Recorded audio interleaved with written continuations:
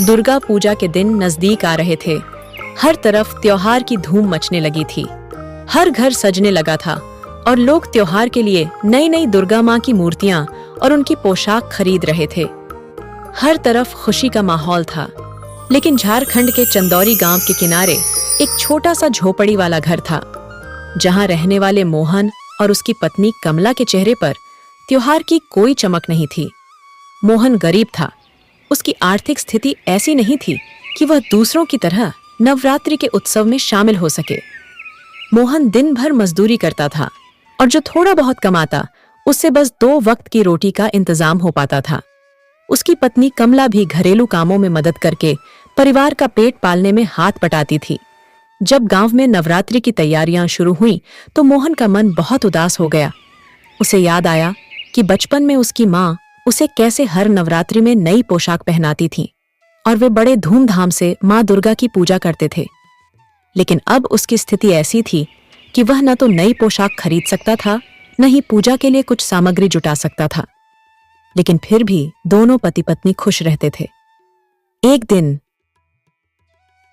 सुनिए जी, हमारे पास कुछ भी नहीं है, लेकिन फिर भी हमें दुर्गा माँ की पूजा करनी चाहिए। आखिर माँ दुर्गा गरीबों की भी तो सुनती है। मोहन कुछ देर चुप रहा, फिर बोला, सही कहती हो कमला, हमारे पास जो कुछ भी है हमें उसी से पूजा करनी चाहिए। हाँ जी, मैं भी बस यही कहना चाह रही थी। कमला, मुझे अभी पास के गांव जाना है क्योंकि वहां कुछ काम मिला है, तो मैं वहां के लिए निकलता हूं। इतना कहकर मोहन वहां से चला जाता है। कमला घर में साफ सफाई करके गांव के सरपंच के यहाँ काम करने चली जाती है। कमला पूरे दिन सरपंच के यहाँ काम करती है। शाम को वापस आकर उसने अपने छोटे से घर को साफ किया और माँ दुर्गा के लिए एक छोटा सा मंदिर बनाया। उसके पास दुर्गा माँ की मूर्ति नहीं थी, तो उसने मिट्टी से दुर्गा माँ की मूर्ति बनाई। वो घर के बाहर मूर्ति बना ही रही होती है कि एक बूढ़ी औरत वहां से गुजरती है।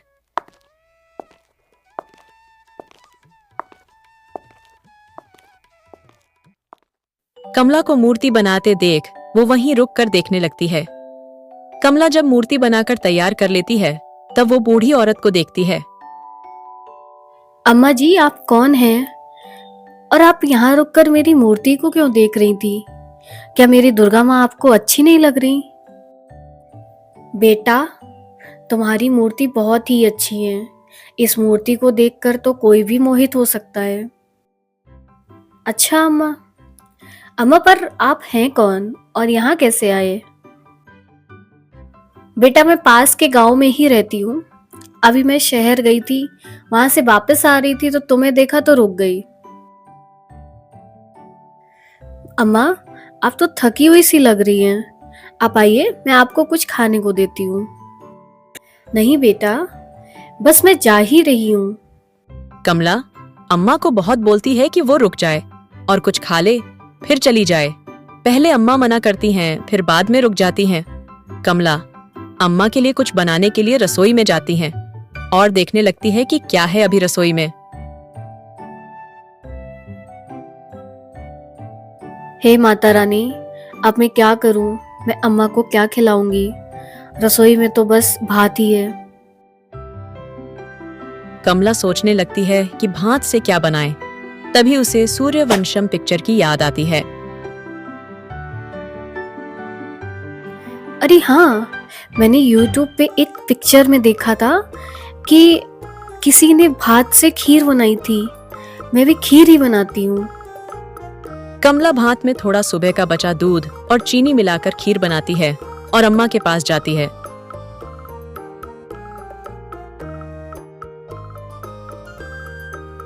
कमला अम्मा को खीर देती है। अम्मा खीर खाती है और फिर बातों ही बातों में अम्मा कमला को बोलती हैं कि अभी दुर्गा पूजा आने वाली है, तो तुम अभी दुर्गा माँ की मूर्ति गांव के मेले में जाकर बेच सकती हो। बहुत ही मनमोहक मूर्ति बनाती हो। कमला अम्मा की बात सुनकर हाँ बोल देती है। खीर खाकर अम्मा वहां से चली जाती हैं। फिर कमला भी मूर्ति बनाने लगती है, ये सोचकर कि वो मेले में जाकर बेचेगी। जिससे वो भी इस बार दुर्गा पूजा मना पाएगी। शाम हो गई थी। मोहन भी काम करके वापस आ जाता है। वो देखता है कि कमला मूर्ति बना रही है। कमला के पास पहुंचकर मोहन बोलता है, कमला, ये क्या? तुम मूर्तियां क्यों बना रही हो? एक अम्मा आई थी।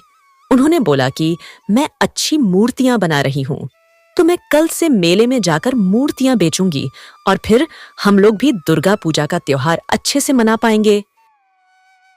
तुम पागल हो गई हो। हमारे हाथ से बनी हुई मूर्तियां कौन लेगा? तुम्हें पता नहीं है कि हम लोग गांव में सबसे किनारे क्यों रहते हैं? ए जी, आप ये कैसी बात कर रहे हैं?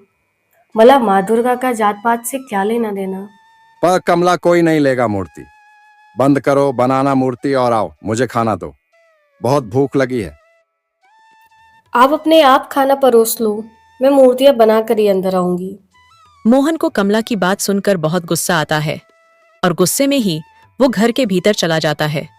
कमला मूर्तियां बनाती है और जब कुछ मूर्तियां बन जाती हैं तो वो घर के अंदर जाती है। आज पहली बार दोनों पति पत्नी में लड़ाई हुई थी। दरअसल गांव के किसी भी अच्छे या बुरे कामों में कमला या मोहन को शामिल नहीं किया जाता था, क्योंकि उनकी जाति नीची थी।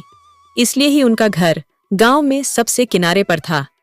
रात में कमला सोचती है, आज ये गुस्सा हो गए हो, मुझे क्या? कल जब मूर्तियां बिकेंगी तब इनको मैं बताती हूँ। और फिर कमला मन ही मन में खुश होकर सो जाती है। अगले दिन मोहन कमला से बिना बोले ही काम के लिए निकल गया। कमला गांव के मेले में अपनी मूर्तियां बेचने के लिए निकल गई। मेले में तरह तरह के झूले लगे हुए थे। बच्चे बूढ़े सब लोग खुश थे। कमला मेले में एक तरफ अपनी मूर्तियां लेकर बैठ जाती है। वहां जो भी दुर्गा माँ की मूर्ति को देखता है वो वहीं रुक जाता है और लगातार दुर्गा माँ की मूर्ति देखता रहता है, पर किसी की हिम्मत नहीं थी कि मूर्ति खरीद ले। अब सुबह से शाम होने को आई थी, पर अब तक कमला की एक भी मूर्ति नहीं बिकी थी। कमला उदास हो जाती है। फिर सोचती है कि थोड़ी देर और रुक जाती है। गांव की सेठानी और सेठानी की बच्ची कविता भी आई थी मेला देखने। कविता जैसे ही मूर्ति दिखती है वो अपनी माँ से बोलती है, माँ, हमारे पास दुर्गा माँ की बड़ी सी मूर्ति है, एक छोटी सी मूर्ति भी ले लो। कविता बेटा, एक और मूर्ति लेकर क्या करेंगे? नहीं माँ, वो देखो कितनी सुंदर मूर्ति है। सेठानी जैसे ही दुर्गा माँ की मूर्ति देखती है वो मोहित हो जाती है और कविता की जिद से कमला के पास जाकर एक मूर्ति खरीद लेती है। जब सेठानी कविता से खरीद लेती है तो जो लोग सुबह से मूर्ति खरीदना चाह रहे थे वो भी मूर्ति खरीद लेते हैं। धीरे धीरे कमला की सारी मूर्तियां बिक जाती हैं और वो खुश होकर वापस घर आ जाती है। वापस आकर कमला मोहन को पूरी बात बता देती है। मोहन को कमला की बात पर विश्वास ही नहीं हो रहा था। अगले दिन जब कमला सरपंच के घर काम करने गई तो सरपंच की बीवी ने भी कमला को एक मूर्ति बनाने के लिए बोला कि वो कमला की ही मूर्ति से इस बार पूजा करेगी। तब कमला बोलती है, माई बाप, मैं आपके लिए मूर्ति तो बना दूंगी, बस इतना चाहती हूँ कि जब भी गांव में दुर्गा पूजा हो तो मैं भी उसमें शामिल हो पाऊँ। कमला की बात सुनकर सरपंच की पत्नी कमला को हाँ बोल देती है कि वो गांव के पंडाल में शामिल हो सकती है और पूजा भी कर सकती है।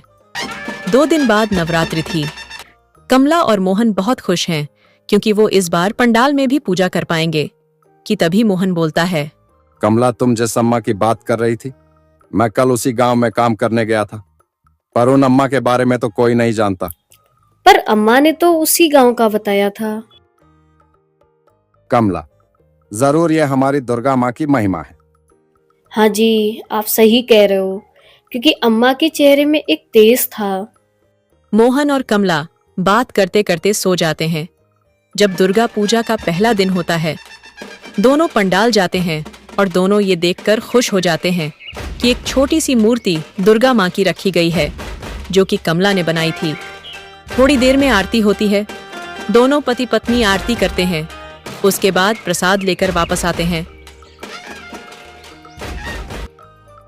आज दोनों पति पत्नी बहुत खुश थे क्योंकि आज कितने बरस बाद उन्होंने पंडाल में पूजा जो की थी।